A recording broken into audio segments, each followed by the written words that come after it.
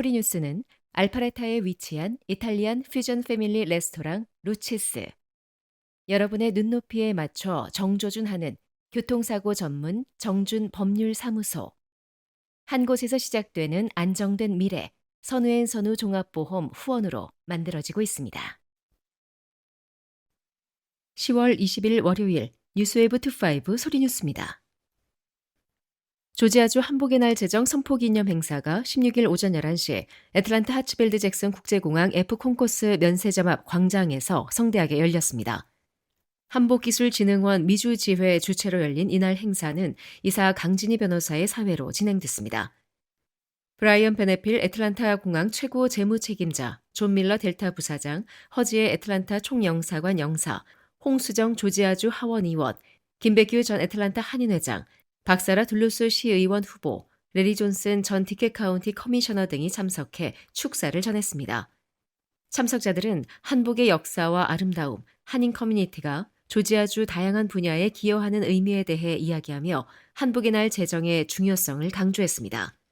베네필 CFO는 세계로 통하는 관문인 애틀란타 공항에서 한복 전시를 하는 것이 적절하다고 말했으며 델타항공의 존 밀러 부사장은 세계 각국 승객들을 맞이하는 공항에서 다양한 문화를 존중하고 알리는 것은 매우 중요하다며 행사 참여의 뜻을 밝혔습니다. 홍수정 의원은 1991년 조지아에 처음 왔을 때 우리 문화가 이렇게 큰 관심과 인기를 받을 줄 몰랐다며 감사하다면서 한복의 날 선포문을 이은자 지회장에게 전달했습니다. 이은자 한복기술진흥원 미주 지회장은 이번 한복의 날 제정을 기념하는 전시회를 열게 돼 매우 자랑스럽다며 이번 행사를 성공적으로 이끌어준 모든 관계자들에게 감사를 표했습니다. 행사는 소프라노 크리스틴 정의 애국가와 미국 국가 재창으로 시작됐으며 한컬처 아카데미의 선비춤과 태평무 공연이 이어졌습니다. 이외에도 복체험존, 한글 이름 써주기, 민화 색칠 등 다양한 한국문화 체험 프로그램이 운영됐으며 한복자원 문화재단이 후원기관으로 참여해 체험 부스를 함께 꾸몄습니다. 특히 한복기술진흥원에서 제작한 궁중 한복은 국제선 탑승객들의 보안 검색대를 통과해 게이트 구역으로 들어서면 바로 볼 수 있는 위치에 전시돼 눈길을 끌었습니다. 이번 전시는 약 2달간 이어질 예정으로 전 세계 여행객들에게 한복의 아름다움과 한국 문화를 알리는 특별한 계기가 될 것으로 기대됩니다. 한편 주최 측은 이날 행사 참석자들에게 비빔밥을 제공하며 한국의 전통의 맛도 함께 소개했습니다. 수천 명의 시민들이 주말 애틀란타 도심에서 열린 노킹스 시위에 참가해 평화롭게 주 의사당까지 행진했습니다. 주최 측은 이번 시위가 트럼프 행정부 시절의 이민 정책, 의료 교육 예산 삭감, 환경보호 후퇴 등에 반대하는 목적이라고 밝혔습니다. 올해 애틀란타에서 열린 세 번째 노킹스 시위로 애틀란타, 디케이터, 메이컨 등 주 전역에서 참가자가 모였습니다. 시위는 애틀란타 시빅센터에서 연사와 공연으로 시작됐으며 이후 경찰의 호위 속에 주 의사당까지 행진했습니다.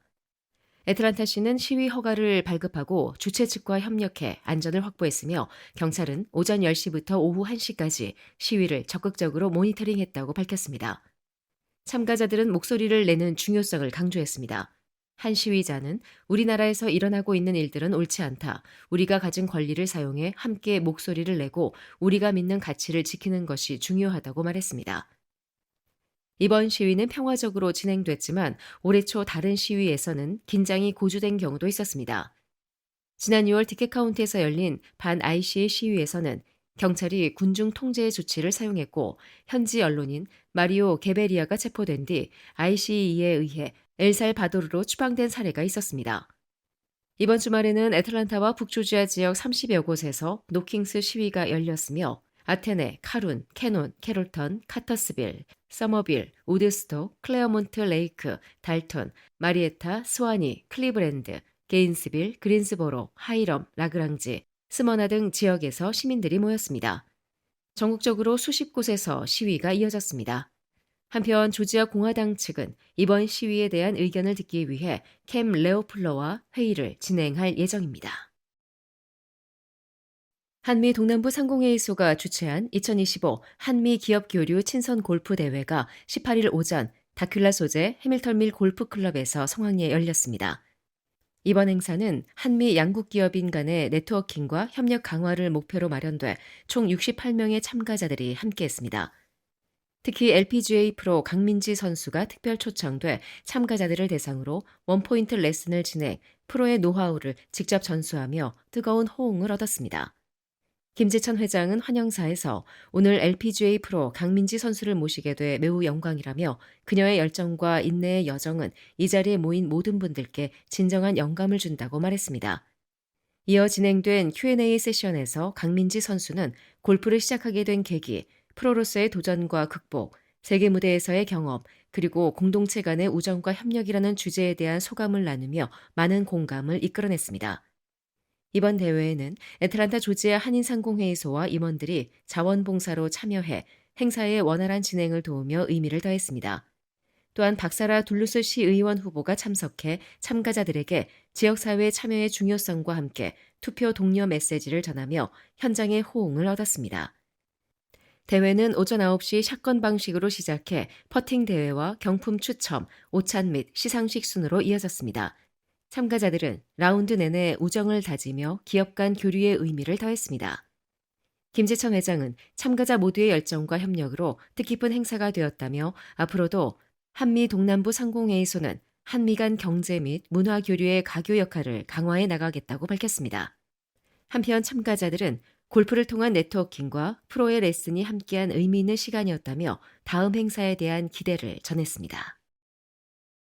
미국 성인 비만율이 10여 년 만에 처음으로 소폭 감소한 가운데 조지아주의 성인 비만율은 35.4%로 전국 평균보다 낮지만 여전히 높은 수준을 보였습니다. 비영리 공중보건단체 트러스트 포 아메리카스 헬스가 최근 발표한 2025 미국 비만 현황 보고서에 따르면 2024년 비만율이 35%를 넘는 주는 19곳으로 전년 23곳에 비해 감소했습니다. 이는 해당 통계가 시작된 이후 처음으로 비만율이 줄어든 사례입니다.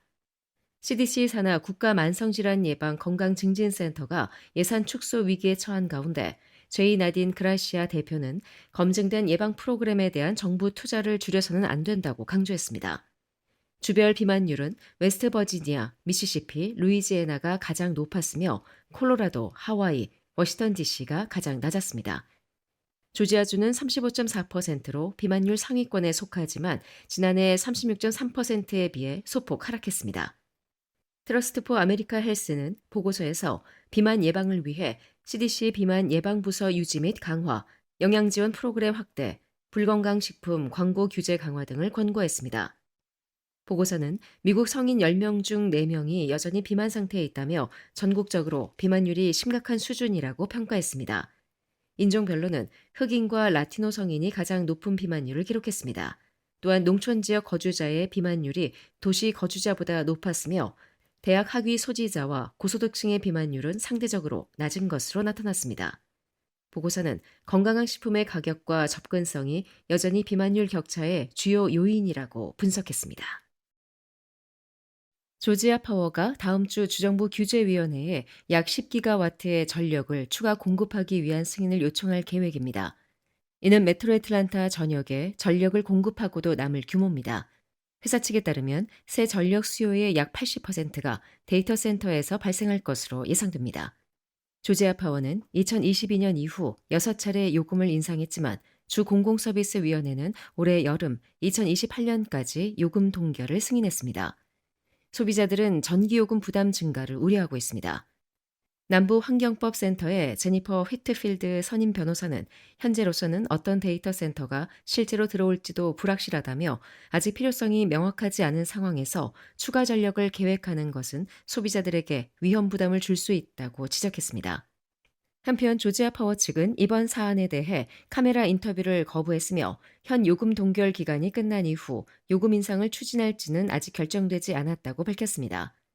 회사는 향후 몇 년간 수요 예측을 다시 검토할 계획이라고 덧붙였습니다.